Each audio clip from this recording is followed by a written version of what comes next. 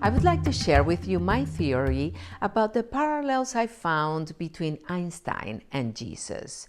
But before I do that, I would like to explain something about the Hebrew alphabet. According to the Kabbalists, the Hebrew letters are not like the letters in our modern alphabets, because in our modern alphabets, each letter by itself doesn't really have a meaning.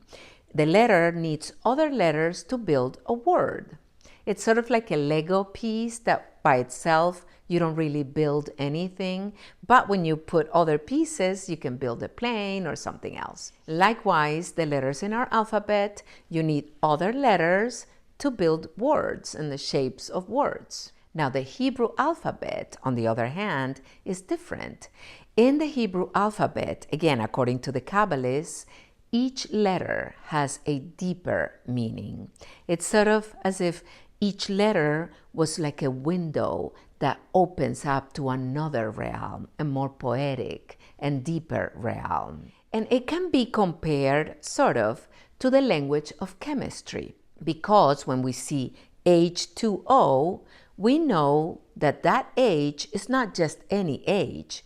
That H is a reference to something else. That H is a reference to hydrogen. And when we see H2O, we know it's two molecules of hydrogen and one molecule of oxygen. And together it means water. Now we know we cannot drink those letters, but we know that that is a reference to something that we can drink, which is water.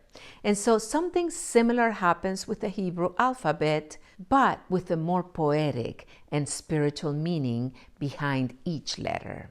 So I'm going to talk about two of the letters of the Hebrew language and the poetic and spiritual meaning that they have according to Kabbalah. The letters are the letter Alef and the letter Bet. So the letter Alef right here symbolizes unity. The letter Aleph is a symbol of the first expression of the divine, of the Ein Sof, the infinite, in our universe of duality. So it is in our dual universe, but it's still reminiscent of the unity of the divine. Now, the letter Bet, on the other hand, this one, is a symbol of our universe, of the universe of duality, of right and wrong, and left and right, and up and down, and male and female, and I don't know, love and betrayal, all the dualities of our universe. That is what the letter Bet symbolizes. So when Jesus was saying the Father, and when he was saying pray to the Father, actually the word for Father is Abba. So it's this word, Alef, Bet, Aleph. And actually in the Aramaic it was just Alef Bet, which is Ab, but Abba, it's similar because it's unity, duality, or unity, duality, unity. And it's sort of like a reminder of we come from unity, we belong to God, we come from the divine, and yes, we're having this dual experience in this universe of duality, but we belong to Aleph, we belong to the unity and the divine. And so the parallel that I found between Einstein and Jesus is this. So in Einstein's formula, we have E equals mc squared. So in it, E is like the letter Aleph. E is unity. Everything is energy. It's like they say in quantum physics that everything is a quantum field. We're all part of a quantum soup.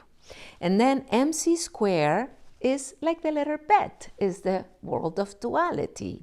And I think it's in the Upanishads that they say, I am this, you are that, all this is that. That's all there is. So that's all there is. It's unity. So even though we're experiencing this universe of duality, and according to Einstein is a trick of our senses, so even though we're experiencing it, we're actually part of the divine. We're actually one with the divine.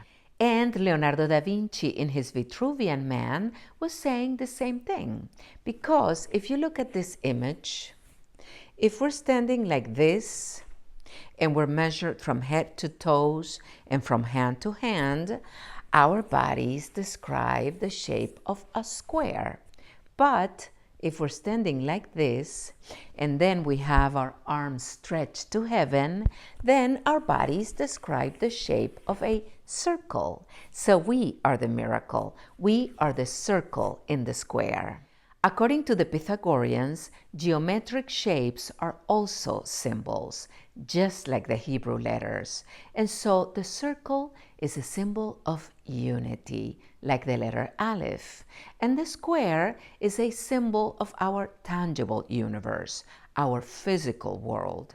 And so that's why Jesus said, be in the world, but don't be of the world, meaning be in the square because we're experiencing this human form, but don't be of the square, be of the circle. Remember that you belong to the unity of Abba.